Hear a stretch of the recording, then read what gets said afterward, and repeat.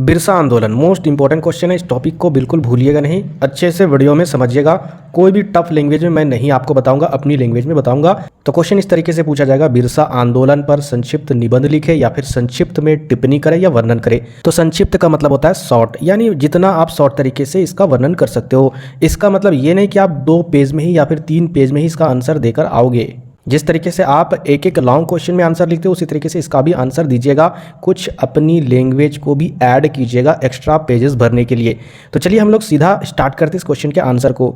तो देखिए, जिस समय अंग्रेजों के विरुद्ध भारत के विभिन्न राज्यों में छिटपुट विद्रोह हो रहे थे, यानी जिस समय अंग्रेज के खिलाफ भारत में चारों तरफ विद्रोह हो रहा था, उस समय छोटा नागपुर संथाल परगना के निवासी भी सक्रिय थे इस चीज को लेकर कि हाँ, हम लोग भी विरोध करेंगे। इन क्रांतिकारियों का अन्य विद्रोहियों से कोई संपर्क नहीं था, और जो अंग्रेज के खिलाफ बाहर में विद्रोह हो रहे थे, बाहर कहने का मतलब है छोटा नागपुर से बाहर, उनसे कोई भी संपर्क नहीं था। क्यों? क्योंकि जो आदिवासी थे वो कहीं ना कहीं जंगल वाले इलाके में रहते थे, तो उनसे बिल्कुल सही बात है, कोई भी संपर्क नहीं था। इसके बावजूद इन्होंने अंग्रेजों को नाको चने चबवा दिए, ये मुहावरा है, यानी छक्के छुड़ा दिए या फिर बोलो वाट लगा दिए, यानी अंग्रेज की हालत खराब कर दी थी। 18वीं सदी के उत्तरार्ध में ही छोटा नागपुर की धरती पर विरसा नामक युवक का उदय हुआ, यानी 18वीं सदी में ही छोटा नागपुर धरती पर बिरसा मुंडा नामक एक व्यक्ति का उदय हुआ। उदय का मतलब जन्म मत समझ लीजिएगा, ठीक है। यानी उनके बारे में जानकारी हुई, उनके बारे में पता चला। उसने मुंडा जनजाति को संगठित कर, यानी एकत्रित कर, जमा कर, उनको समझा बुझा कर अंग्रेजों के विरुद्ध जमकर मोर्चा लिया। साथ ही स्वाधीनता आंदोलन को जीवित रखते हुए उसने स्थानीय सूदखोरों, साहूकारों, भ्रष्ट व्यवसायियों, यानी जो भी व्यापारी होंगे भ्रष्ट और जो कर्मचारी भ्रष्ट होंगे उन अधिकारियों, साथ ही साथ जो अधिकारी भ्रष्ट होंगे उन सभी के शोषण के विरुद्ध सराहनीय संघर्ष किया, यानी बहुत अच्छा संघर्ष किया और उसमें सफल भी हुए। और यहीं से राजनीतिक, सामाजिक, धार्मिक एवं आर्थिक पहलुओं का अपने आप में समेटने वाला बिरसा आंदोलन कहलाया। यहाँ पर समझते हैं बिरसा मुंडा के कुछ परिचय के बारे में और फिर बिरसा आंदोलन के बारे में। बिरसा, जिन्हें दाऊद मुंडा एवं श्रद्धापूर्वक यानी रिस्पेक्ट से दाऊद बिरसा या फिर बिरसा भगवान या फिर धरती आबा की संज्ञा दी जाती है, यानी उन्हें बोला जाता है। रांची जिले के तमाड़ थाना, यानी जिला रांची के थाना तमाड़ के दक्षिण स्थित पहाड़ी इलाका, यानी दक्षिण में स्थित एक पहाड़ी इलाका है, वहां पर एक गांव है चलकद, उसी के बोबा टोले के सुगना मुंडा के घर पर 15 नवंबर 1875 ईस्वी को बिरसा मुंडा का जन्म हुआ था। अपनी अभावग्रस्त जिंदगी से तंग आकर बिरसा मुंडा का पूरा परिवार जर्मन मिशन की शरण में चला गया, जहां बिरसा का नाम दाऊद मुंडा भी रखा गया था। अपनी प्राथमिक शिक्षा, यानी उनकी जो पहली शिक्षा थी, प्राथमिक शिक्षा थी, वह पूरा करने के बाद आगे की पढ़ाई के लिए बिरसा मुंडा चाईबासा चले आए।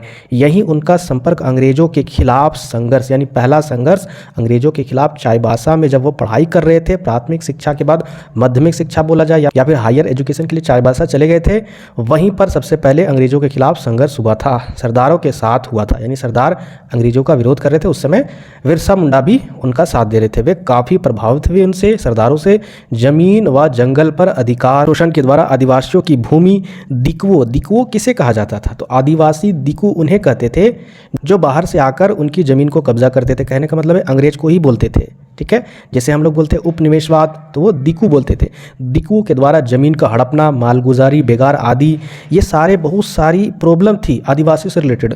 उन संबंधित प्रश्नों ने उन्हें काफ़ी, यानी उनके माइंड में बहुत सारे प्रश्न उठे, कहीं ना कहीं हमें भी आंदोलन करनी चाहिए जिस तरीके से सरदार यहाँ पर संघर्ष कर रहे हैं, आंदोलन कर रहे हैं, क्योंकि हमारे साथ भी तो शोषण हो रहा है। हमारी ज़मीन में दूसरे कोई कब्जा कर रहे हैं, हमारा ज़मीन, हमारी धरती, और कोई दूसरा इसका लाभ उठा रहा है, तो कहीं ना कहीं हम लोग आंदोलन जरूर करेंगे। ये सारा कुछ बिरसा के माइंड में, सरदार के साथ जो आंदोलन हुआ उस समय उनके माइंड में ये सारा कुछ पनपा। मुंडा जनजातियों का भूमि से छिनता अधिकार एवं स्थानीय जमींदारों, साहूकारों आदि के शोषण को देखकर बिरसा ने खुले रूप से जंग छेड़ दिया। यानी मुंडा जनजाति का जो भूमि था वो भी छिनता जा रहा था, उसका अधिकार उनको नहीं मिल रहा था। स्थानीय जो जमींदार थे और साहूकार थे, कहीं ना कहीं उन पर शोषण करते थे। शोषण समझते हो ना, यानी आदिवासियों के ज़मीन पर तो ये कब्जा करते थे, लेकिन इतने हरामी थे कि आदिवासियों के बहन बेटियों पर भी ये हमला करते थे, या फिर देखा जाए तो जो भी घिरनापन या फिर सबसे घटिया शोषण जो होता है वो भी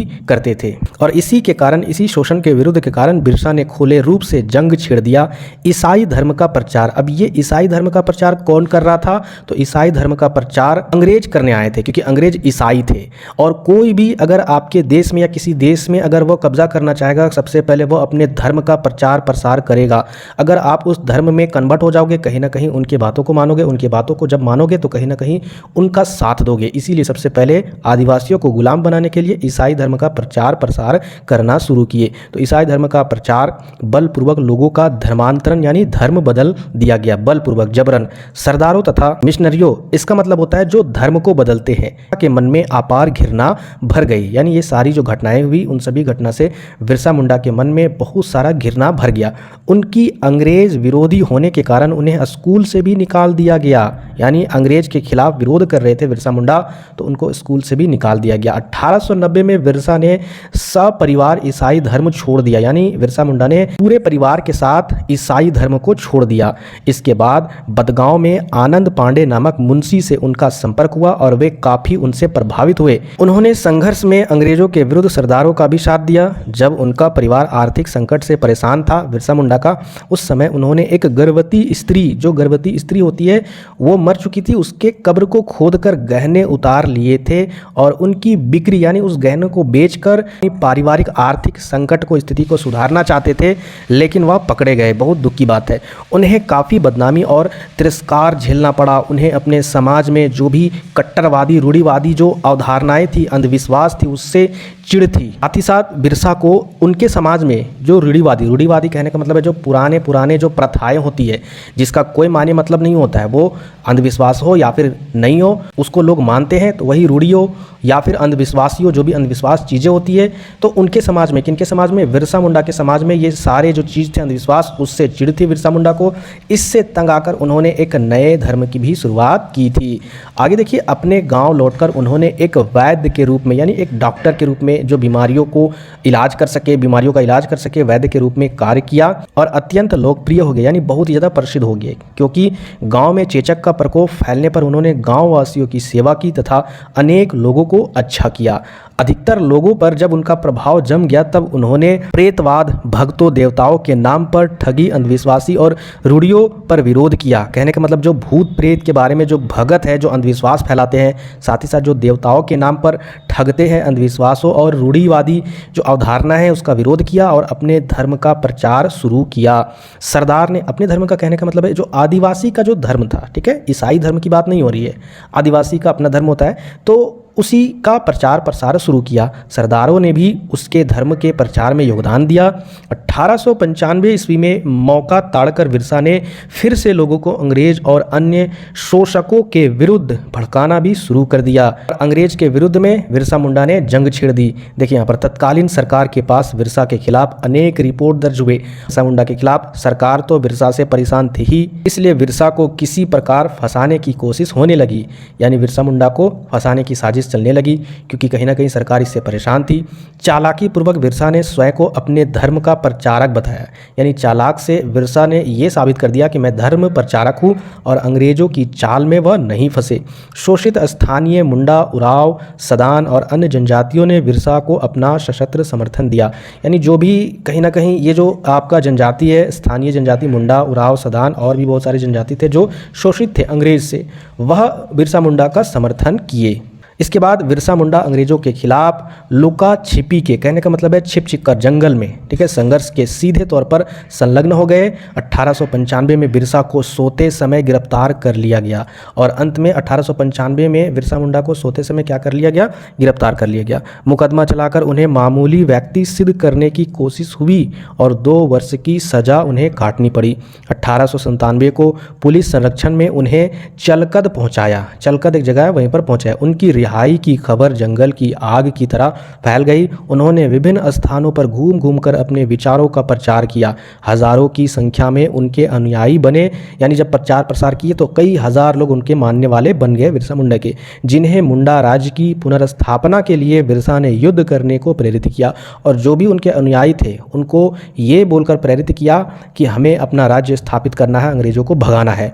अब छापा मार शैली, कहने का मतलब है जंगल में चारों तरफ इधर उधर छुपकर जंगल का लाभ उठाकर अंग्रेजों के विरुद्ध वे युद्ध करने लगे, क्योंकि कहीं ना कहीं वो तो अंग्रेज थे, फार्म मुर्गी पोल्ट्री फार्म थे, और जो आदिवासी थे उनसे बेहतर जंगल के इलाके के बारे में, बड़े बड़े पेड़ों में चढ़कर छुपकर इधर से उधर हमला करने में एक्सपर्ट थे, जबकि अंग्रेज तो सिर्फ नीचे से ही कुछ ना कुछ करेगा।